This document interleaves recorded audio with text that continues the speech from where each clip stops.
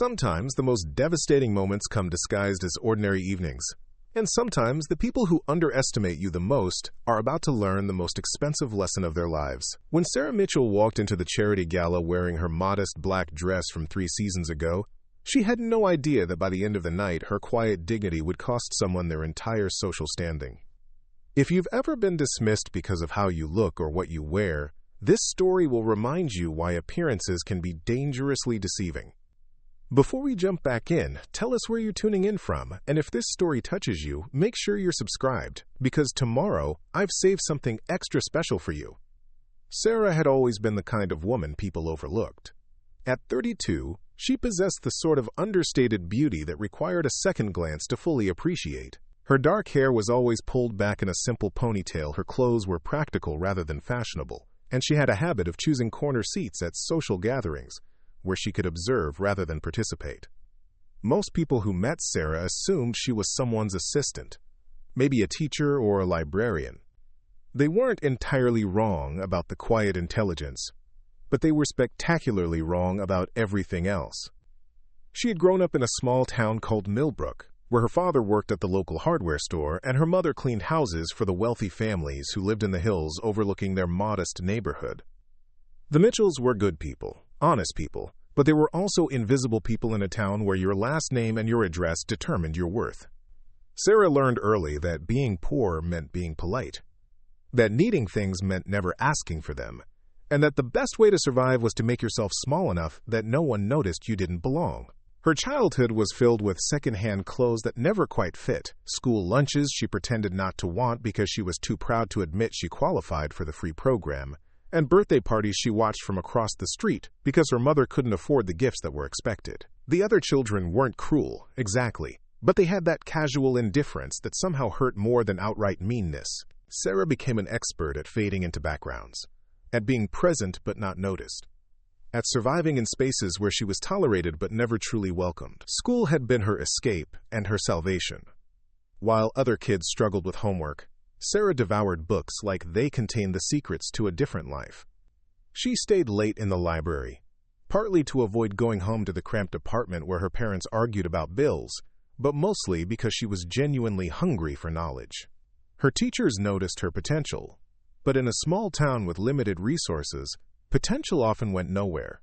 Sarah graduated valedictorian of her high school class, earned a full scholarship to State University, and disappeared from Millbrook with the determination of someone who knew she would never return. College had been a revelation and a challenge. Suddenly, she was surrounded by people who had grown up with opportunities she had only dreamed of, people who spoke casually about summer homes and family vacations to Europe. Sarah worked 3 part-time jobs to cover her expenses, wore the same 5 outfits in rotation, and learned to navigate social situations where everyone else seemed to know rules she had never been taught. She studied business and economics with the focused intensity of someone who understood that education was her only path to a different life. It was during her senior year that she met David Chen at a campus coffee shop.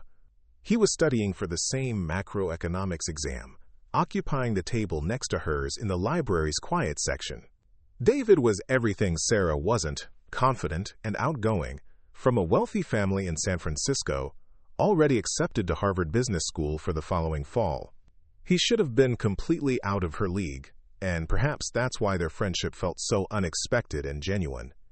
David didn't know about her background at first. Sarah had become skilled at deflecting personal questions, at keeping conversations focused on academic topics where she could hold her own. When he asked her to study together, she agreed because she genuinely enjoyed his company and because he seemed to value her insights. When study sessions turned into coffee dates, and coffee dates turned into long walks around campus, Sarah began to believe that maybe her past didn't have to define her future. Their relationship developed slowly, built on shared intellectual curiosity and genuine affection, rather than the dramatic passion of typical college romances.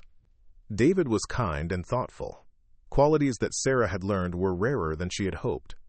He remembered her favorite tea, listened when she talked about her career ambitions, and never made her feel stupid for not understanding references to cultural experiences she had never had. For the first time in her life, Sarah felt seen and valued for who she was, rather than dismissed for what she lacked. The revelation of David's true background came gradually. Sarah had known his family was comfortable, but comfortable and wealthy were apparently very different things.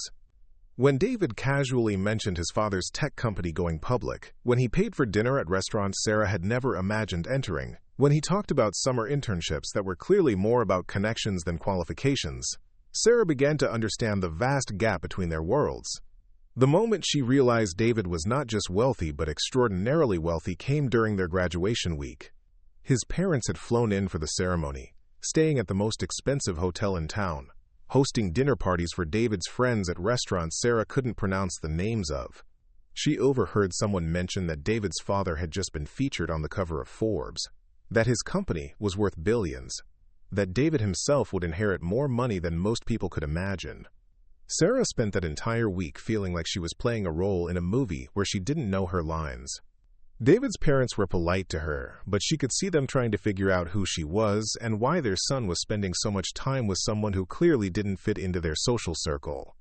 She wore her one good dress to every event, learned to navigate formal place settings by watching others, and smiled through conversations about places she had never been and experiences she had never had.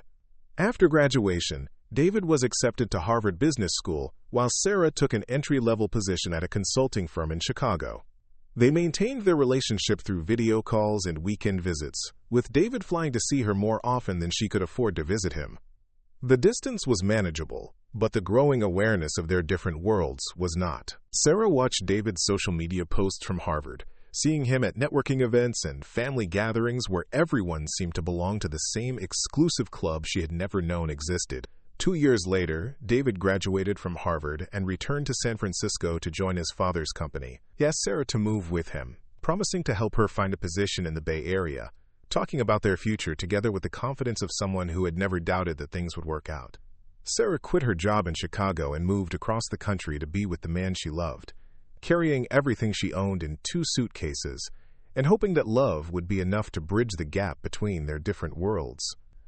San Francisco had been overwhelming at first. The cost of living was astronomical, the tech culture was unlike anything Sarah had experienced, and she quickly learned that being David's girlfriend opened doors, but also invited scrutiny. People were curious about her background, her family, her career trajectory. Sarah became skilled at deflecting questions and changing subjects, but she could feel the constant evaluation, the subtle calculations people made about whether she belonged in their circle. David's friends were mostly other tech entrepreneurs and venture capitalists, people who had grown up with money and multiplied it through connections and opportunities that Sarah was only beginning to understand. Their wives and girlfriends were a particular challenge, women who seemed to communicate in a language of designer brands and exclusive experiences that Sarah had never learned. She tried to fit in, buying clothes she couldn't afford, and researching topics she thought would make her seem more sophisticated, but she always felt like she was performing rather than participating. The engagement had been a surprise, even though they had been dating for 4 years and living together for 2.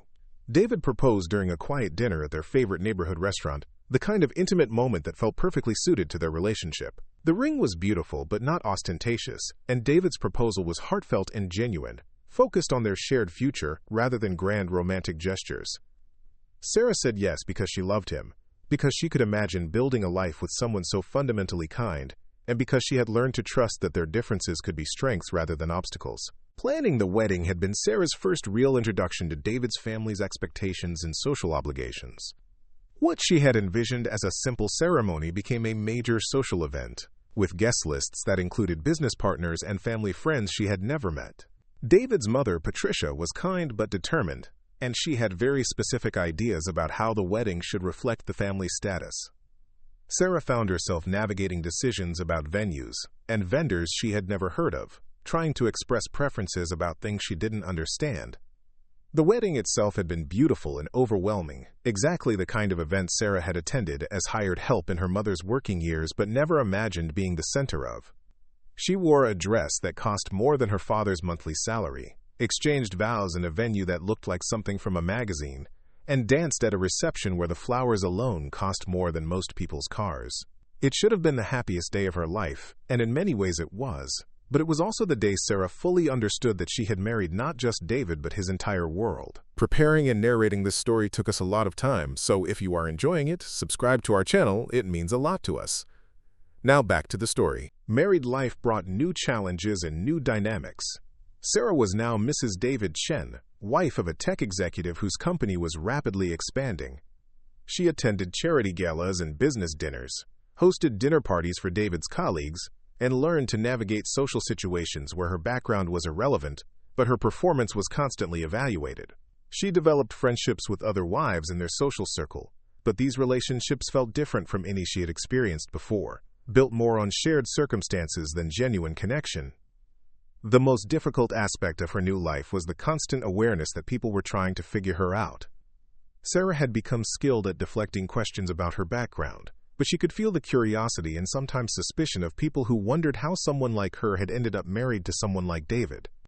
She learned to dress the part, to speak carefully about her past, and to focus conversations on safe topics that didn't reveal too much about her origins. Some of David's friends and colleagues were genuinely welcoming, but others seemed to view her as an interesting puzzle or a temporary inconvenience.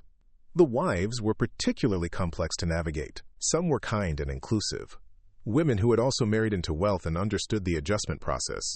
Others seemed to view her as a threat or an imposter, someone who had gained access to their exclusive circle through luck rather than birthright. Patricia Chen had been the most challenging relationship to navigate.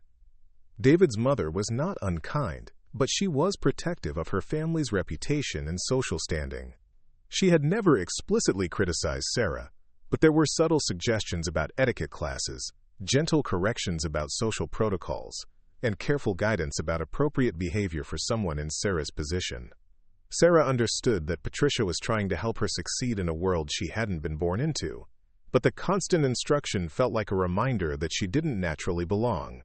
The charity work had been Patricia's suggestion, a way for Sarah to contribute meaningfully to their community while building relationships with other women in their social circle. Sarah had always been interested in education and literacy programs, causes that reflected her own background and values. She started volunteering with organizations that provided tutoring and mentorship to underprivileged children, work that felt genuine and important rather than performative. Through her volunteer work, Sarah met other women who shared her passion for making a difference, but she also encountered the complex social dynamics of charity culture. Some women were genuinely committed to the causes they supported, but others seemed more interested in the social aspects of philanthropy, the networking opportunities and status that came with board positions and major donations. Sarah learned to navigate committee meetings and fundraising events, contributing her time and ideas while trying to avoid the interpersonal conflicts that seemed to simmer beneath the surface of every organization. It was at one of these charity events that Sarah first encountered the Preston family and their particular brand of social cruelty. Marcus Preston was a real estate developer whose family had been prominent in San Francisco society for generations. His wife Victoria was old money aristocracy, the kind of woman who had grown up attending the same exclusive schools and clubs as other wealthy families. Their daughter Amanda had inherited both parents' sense of entitlement and their casual disdain for anyone they considered beneath their social status. The Prestons moved through charity events like they owned them, which in many cases they essentially did through their major donations and board positions. Victoria Preston chaired several important committees and had the kind of influence that could make or break fundraising campaigns. Amanda was following in her mother's footsteps, using her family's wealth and connections to establish herself as a force in the social scene. Sarah's first interaction with the Preston women had been at a literacy fundraiser where she was helping coordinate silent auction items. Victoria had approached her table with the kind of polite dismissiveness reserved for hired help, assuming Sarah was a volunteer coordinator rather than a major donor's wife. When Amanda corrected her mother and introduced Sarah as David Chen's wife, Victoria's entire demeanor shifted, but Sarah could sense the calculation behind the sudden warmth. Over the following months, Sarah encountered the Prestons at various social events, as she began to understand their particular social dynamic. They were charming and influential when it served their purposes, but they also had a talent for subtle cruelty that left their targets feeling diminished, without being able to point to any specific offense. They had mastered the art of the backhanded compliment, the casual exclusion, and the social slight that appeared accidental but was clearly intentional. Amanda Preston seemed particularly interested in testing Sarah's social credentials. She would make references to exclusive events and private schools, then watch Sarah's face for signs of recognition or confusion. She would ask innocent questions about Sarah's family background or childhood experiences, probing for information that could be used to establish social hierarchy. Sarah learned to deflect these inquiries with vague responses and subject changes, but she could feel Amanda's persistent curiosity and growing suspicion. The pattern of subtle harassment escalated over time. Amanda would seat Sarah at tables with people who had nothing in common with her, introduce her to groups with inside jokes she couldn't understand, and make comments about fashion and culture that were clearly designed to highlight Sarah's outsider status. Nothing was ever overtly cruel enough to confront directly, but the cumulative effect was exhausting and demoralizing. Sarah tried to discuss these experiences with David, but he had grown up in this world and didn't always recognize the subtle forms of social aggression that were invisible to insiders but devastating to outsiders. He encouraged her to give people the benefit of the doubt, to focus on the positive relationship she was building, and to remember that most people were fundamentally kind. Sarah loved his optimism and his faith in human nature, but she also wished he could understand the particular challenges she faced as someone who would always be seen as an outsider trying to prove she belonged. The situation reached a turning point at the annual Children's Hospital Benefit Gala, the most prestigious charity event of the social season. Sarah had been looking forward to the event because it supported a cause she genuinely cared about, and she had helped organize several fundraising initiatives throughout the year. She had chosen her outfit carefully, a simple but elegant black dress that she hoped would be appropriate for the formal venue, while reflecting her understated personal style. The gala was held at the Grand Ballroom of the Fairmont Hotel, a venue that epitomized old-world elegance and exclusivity. The guest list included the most prominent families in San Francisco society, major donors and board members, politicians and business leaders. Sarah arrived with David, who looked handsome and confident in his tailored tuxedo, and she felt proud to be attending such an important event as his wife rather than as hired help or an outsider looking in.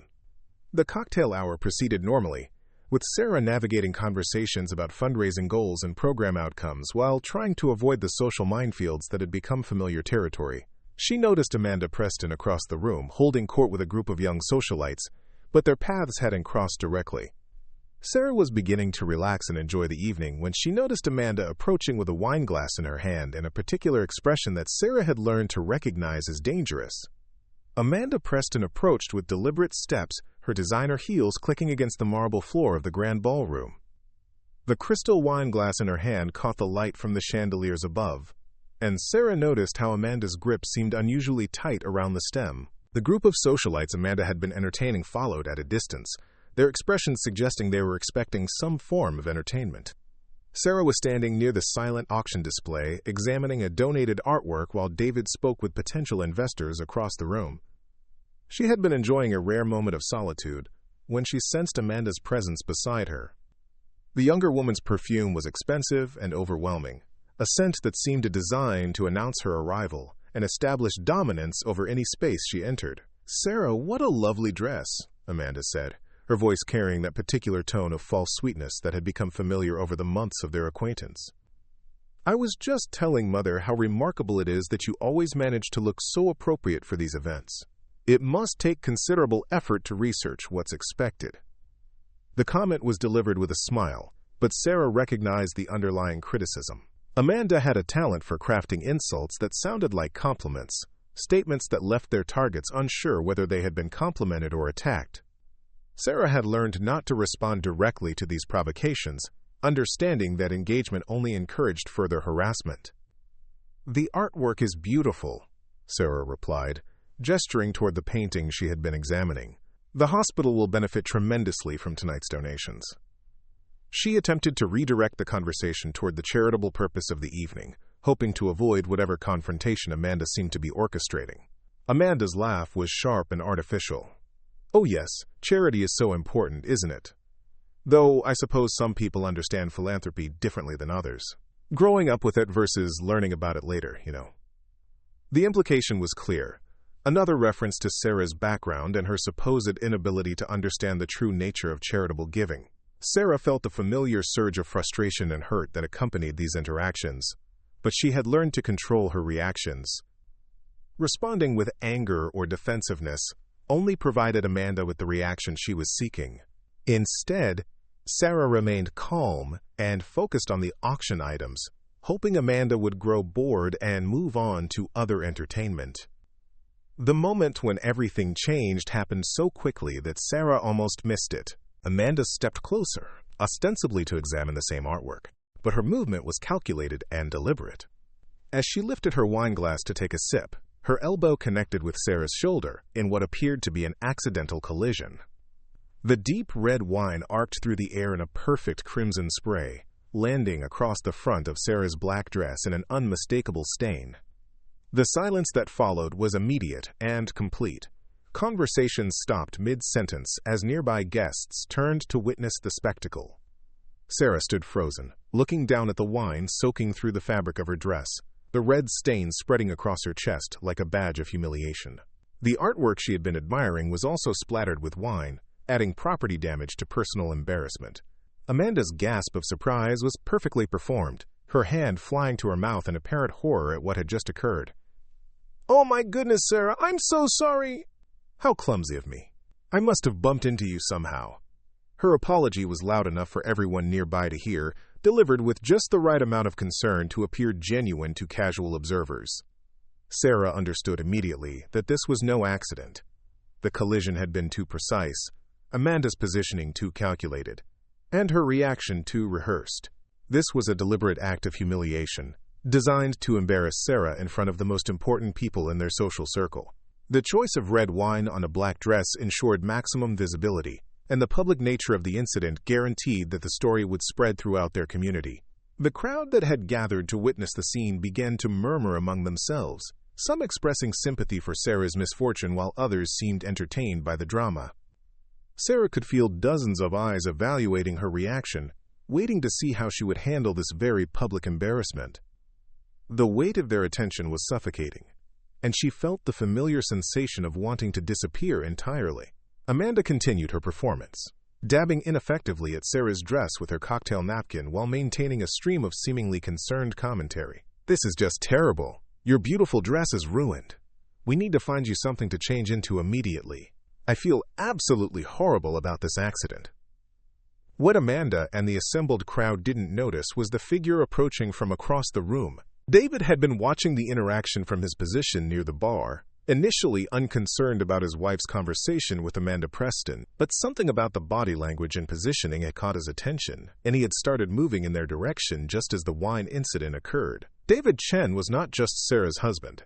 He was also one of the most influential tech entrepreneurs in the Bay Area. His company's recent IPO had valued it at over $12 billion, making him one of the youngest billionaires in California.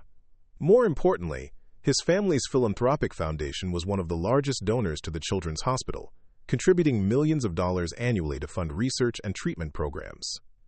As David reached the scene, his expression was calm, but his eyes were calculating. He had grown up in this social environment and understood the subtle dynamics of power and influence that governed these interactions. More importantly, he had watched his wife navigate these challenges for years, and he had developed a keen awareness of the particular forms of cruelty that she faced as an outsider in their world. "Is everything all right here?" David asked, his voice carrying the quiet authority that came with significant wealth and influence. His presence immediately shifted the dynamic of the situation, as people recognized not just Sarah's husband, but one of the evening's most important donors. Amanda's performance faltered slightly as she realized who was speaking. "David, hello! I was just apologizing to Sarah for this terrible accident. I somehow bumped into her and spilled wine all over her dress. I feel absolutely awful about it." David's gaze moved from Amanda to his wife, taking in the wine-stained dress and Sarah's carefully controlled expression. He had learned to read his wife's emotions even when she was working to hide them, and he could see the hurt and humiliation she was trying to suppress. More importantly, he could see the calculation in Amanda's eyes, the barely concealed satisfaction with her handiwork. "How unfortunate," David said, his tone neutral but somehow carrying an undercurrent of steel. "Sarah, why don't we step outside for a moment? I'm sure the hotel staff can help with your dress." He placed a protective hand on his wife's shoulder, a gesture that was both supportive and possessive. As they began to move toward the exit, David paused and turned back to Amanda, His smile was polite, but his eyes were cold as winter. "Amanda, I hope you enjoy the rest of the evening. I'm sure we'll have an opportunity to discuss this incident further in the near future." The promise in his words was unmistakable, and Amanda's confident expression flickered with the first hint of uncertainty. She had been so focused on humiliating Sarah that she had failed to consider the potential consequences of attacking the wife of one of the most powerful men in the room. In the hotel lobby, Sarah finally allowed her composure to crack. The tears she had been holding back began to flow as the full impact of the humiliation hit her. David held her gently, allowing her to process the emotions she had been suppressing throughout the evening's ordeal. "She did it on purpose," Sarah whispered, her voice breaking with the weight of months of accumulated slights and harassment. "It wasn't an accident, David. She's been looking for a way to humiliate me publicly, and tonight she found it."